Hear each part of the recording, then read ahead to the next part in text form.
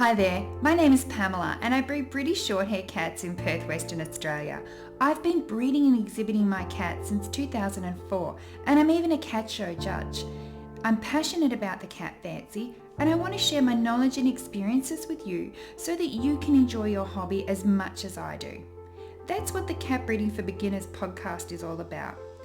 In this series, I'm taking a moment to answer some of the most regular cat breeding questions I get asked every day. Hopefully the answers will help you too. I'm also covering some topics that are important to new cat breeders so that you can start out on the right foot.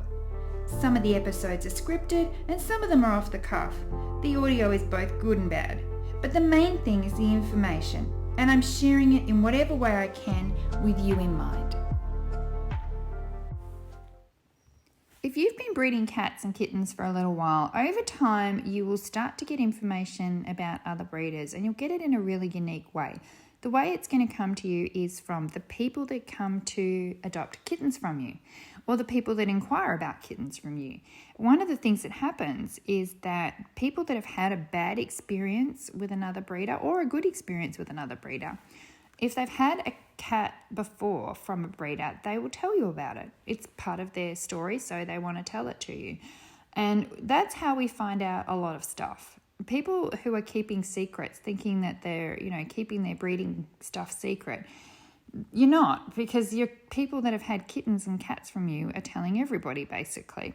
And it's just something that occurs, and it's happened over the years. It's happened a lot. People will come to get a kitten from me and say, I've had one before from this breeder. They did this, or we went out to their house and it looked like that, or they had a lot of cats and they kept them like this, or we got one from them and we had this problem and that problem and this problem and that problem and they didn't help us. And that's the one that makes me really sad. I mean, I'm not happy to hear that people are not keeping their cats well. And often it's a story about, we got a cat from this breeder and it wasn't very friendly, or it wasn't this, or it wasn't well litter trained, or it had problems with this, or it had an infection, or it was sick, or whatever. Or they'll comment on the state of the person's setup. And also, don't get me wrong, there's also very positive, we got a cat from this place and they were really good and they did that for us and this for us, but they don't have one at the moment and they said to come to you. So you get really positive stories too, don't get me wrong. But the thing about it is that they will tell you the negative and then you know it. And of course, breeders talk to each other. So I hear stories of this from other people too, where they'll say, I had people come to get a kitten from me and they told me this, that and the other about this person. So it does get around. If anybody thinks they're keeping secrets, you're not. People are telling. So I'm more open about everything. I don't believe in secrets in breeding. You guys know that. I've shared some of them with you. And one of the things that happened recently was that a friend of mine told me that they had someone that came to get a kitten from them and is getting a kitten from them, and they told them that they had a bad experience with their previous kitten. And the bad experience was that the kitten, I think it was about a year old, and it developed HCM, which is hypertrophic cardiomyopathy, which is basically a bad heart, and it will lead to heart failure. And it is a thing in this breed. I breed British Shorthairs. It is actually a thing in our breed. And we can't pin it down because our cats are not showing up on scans. They're not showing up their problems when they're young. They tend to show up later in life after they've already had a breeding career. And also there's no DNA test for us. So we can't just, grab that information and take those cats out of our breeding program. So it's very elusive and very hard to pin down in our breed. So it does happen, and it has happened to me. So it's not the shame is not having the HCM. That happens to the best of us, and that's not shameful, and that's not the bad thing. But this person had a kitten and it developed HCM at about a year old. But what happened then is the bad thing. They said that the breeder that they got it from was just completely unsupportive, and that the experience with them was so bad that when the kitten finally did pass away, and it was one of those ones where sometimes they can last a long time. I had a cat that lasted till 12, but this one was a very severe case and only lasted till it was a year old, which was really sad. But the breeder in that case gave them no support at all, and then offered them, finally after the kitten had passed away, offered them a replacement kitten, but they were so upset with how the person behaved that they decided to not get one from them and go to another breeder. So that's just how, it would have to be pretty bad for that to happen. And they're now getting one from my friend, and they're very happy. Everything's going great, and they fully are having a good experience this time. And here's the thing, that I know my friend will be like this because I like to associate with like-minded people. But when this happens, this is where it's a big deal for me, because when I have a cat that goes to a new owner, when they take that kitten home, that's not the end of it. It's not close the door, bye-bye, I've finished with that kitten, let's move on to the next one. The relationship I have with that cat lasts for that cat's life. And that means the relationship I have with its owner lasts for that cat's life. And in a similar situation that happened to me, I mean, the cat was 4 years old, so there was a difference in age. But the owners came to me and they said, we're really, from the day that they got that cat, they had been sending me stuff. I had been replying to them. We did have a positive relationship. They'd asked me how to feed him when he got to a certain age. They asked me about this was happening. He'd been throwing up a little bit. It was hairball season. I get that question a lot. All of this stuff, they'd contacted me and we had a relationship. And then when they contacted me out of the blue and said, well, it wasn't out of the blue because we had a relationship, but they contacted me and said, we've just had the cat diagnosed with a heart problem. I was there for them.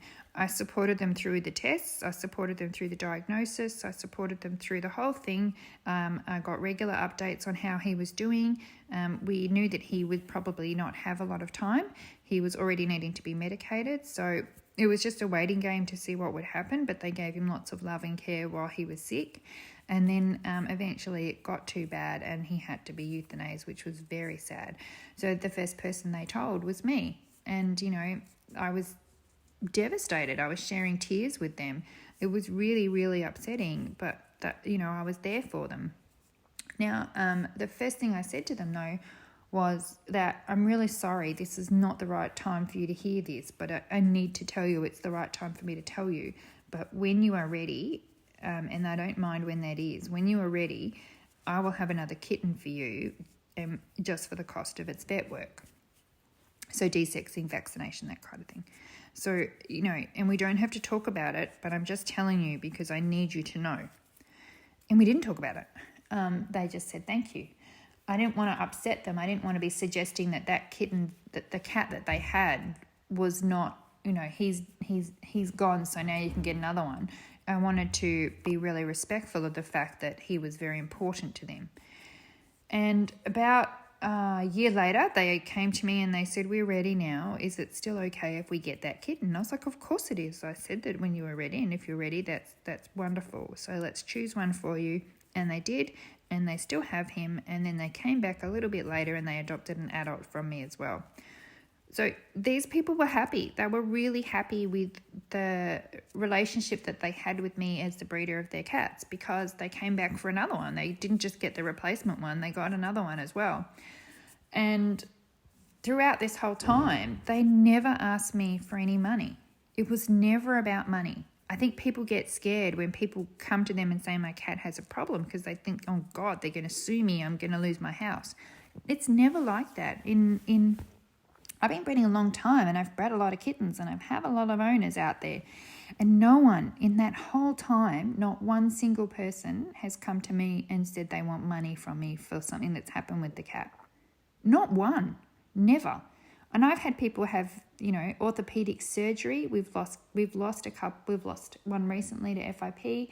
I've had cats that have had some pretty dramatic things happen and no one has ever asked me for money. Never. They've asked me for support and that's always been there for them, but no one's hit me up for cash. And I find that really interesting because people assume that when people have a problem and contact them, that they're going to be angry and they're going to demand things from them. And no one ever does. They just want to be heard. They just want someone to understand and they want to talk to someone. And that's my personal experience. So with these people, that's what it was. It was about talking them through the treatment, talking to them and supporting them and saying, offering them advice and telling them that I understood how they felt and giving them examples of, when we had to deal with that with our cat who we had till 12, this happened, all of these things. It was what they wanted. They didn't want money from me. They didn't want a cent, and it would have cost them a fortune to have this cat tested and dealt with. and it never even came up.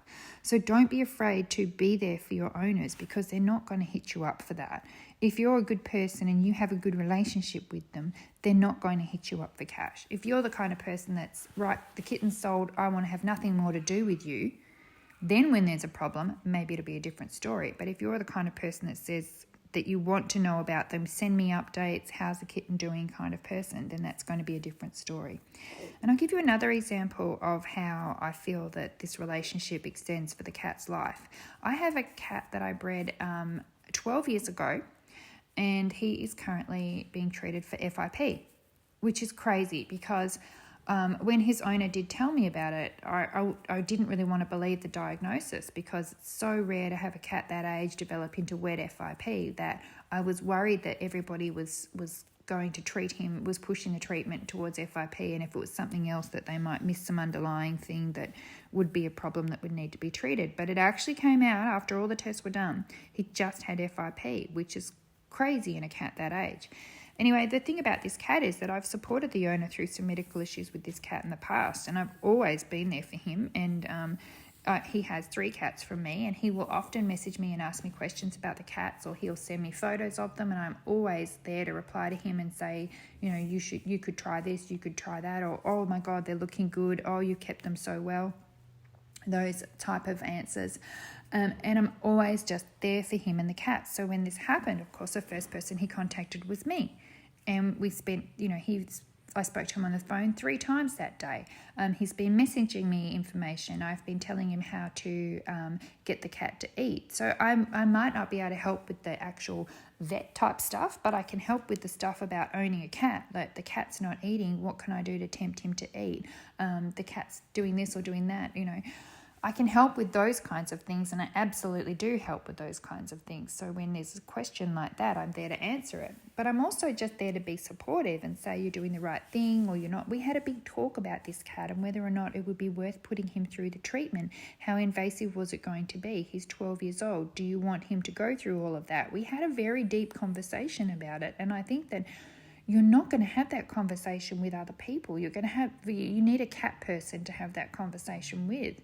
And so, being there for them 12 years later to have discussions about end of life and stuff is a huge deal. And that's the kind of breeder that I think that we should be. We should be the person that's there for them. Again, he's not asked me the whole time that he's had this particular cat, I call him a lemon. We call him a lemon. He's like the cat that came off the production line on a Friday afternoon when everybody wants to go home and have beers and stuff, and they're rushing through to get the job done so that they can leave. He's like that cat. He's had some really odd things happen with him, and this whole time his owners had really good insurance, and he's never asked me for anything for this cat except for support. Nothing except for support, and it's always been given. So I guess that's the thing, as 2 lessons to learn today. The first one is that how you behave with the people that get cats and kittens from you is not going to be secret. Those people will will go to other people and tell them about it. They will tell other breeders about it because it's natural for them to tell their cat stories to the person that they're about to get a cat from. So if you think you're keeping your things secret by doing that, it's not secret. We all know what's going on. And if you were the kind of person that was dealing with your pet owners properly, then those things that they would be telling other breeders would be positive things. That's what you want to be. You want to be the kind of breeder where someone goes to someone and says, the only reason I'm not getting a cat from them is because they don't have one, but they said to come to you and we were really happy with the one that we have from them. Can we get one from you? That's the only time I think I like to think that people that get kittens and cats from me don't really go somewhere else unless I don't have anything. So you can't keep things secret because people will tell us. They do tell us. And the other thing is that when you get to choose what kind of breeder you're going to be, you get to choose how you're going to be in terms of your kittens. And I really hope that you will choose to be the kind of breeder that when the kitten leaves your house, that's not the end of the story. That you will be there for that owner for the rest of that kitten's life, that you will provide them with support if they need support. You will go through the good times and the bad times with them, and you will be the person that the one person they can turn to when it comes to dealing with what's going to happen with this cat. You want to be that one person. It's emotional, at times it's really upsetting, but it's really rewarding. And that's the thing. Breeding cats is not all happy kitten. It's a rewarding hobby, and that's one of the things that I find extremely rewarding. 12 years old this cat is, and I'm still there for him, and I got a photo of him licking some food off a plate, and I was overjoyed because he wasn't eating. He was going through this massive amount of treatment and he wasn't eating. And seeing this 12-year-old cat that's got shaved bits on him from all the tests, licking some food off a plate, that his owner sent me that video, that was amazing. That's the kind of reason why I breed cats. And I want that to be your reason too. I want it to be more than just the happy cats and kittens. I want it to be about the hobby as a whole. And it doesn't stop when the kitten leaves you. So hopefully that's some information that will help you as a new breeder. It's really important to have a think about that and have a think about getting your mindset in the right place for that, because I think it does come down to mindset. It does come down to getting out of the idea that if I... when the cat leaves me, people are going to come back and ask me for money, and they're going to sue me, and they're going to do this and they're going to do that. If you treat things the right way from the beginning, that will never be a situation for you. And it's actually not a situation anyway, because I don't think it's ever something that's been successful once. If you're really, doing things the right way when you're selling your kittens and explaining to people that things can happen and explaining that they need to have insurance, then that's something that I don't think will ever be a problem for you. Speaking of insurance, in the New Cat Breeders Club, if you're a member of my New Cat Breeders Club, we have a page in the club area now that has different insurance companies around the world that provide insurance for breeders when they sell their kittens. In Australia, we have one that does a 6-week one, and then we found one for other countries that does, I think it does a 5-week one. So if you're a member of the club, pop over to the club area in the members only area and you can find that information. Now, if you're not a member of the club and you would like to join, just pop over to my website at www.catbreedingforbeginners.com and you can join the club from there. It's currently open for memberships. Everybody's in there sharing lots of information in the club hub, and then we also have the club area where we have all of the resources for you to download and watch videos and lots of information there for new breeders. So go and have a look, check it out, see if it's for you, and if you do join, I'd love to see you there. Okay guys, bye. Thanks for listening to the Cat Breeding for Beginners podcast. Make sure you visit my website at catbreedingforbeginners.com for lots more information. You can sign up to my email list and stay tuned as my Cat Breeding 101 online course is coming soon.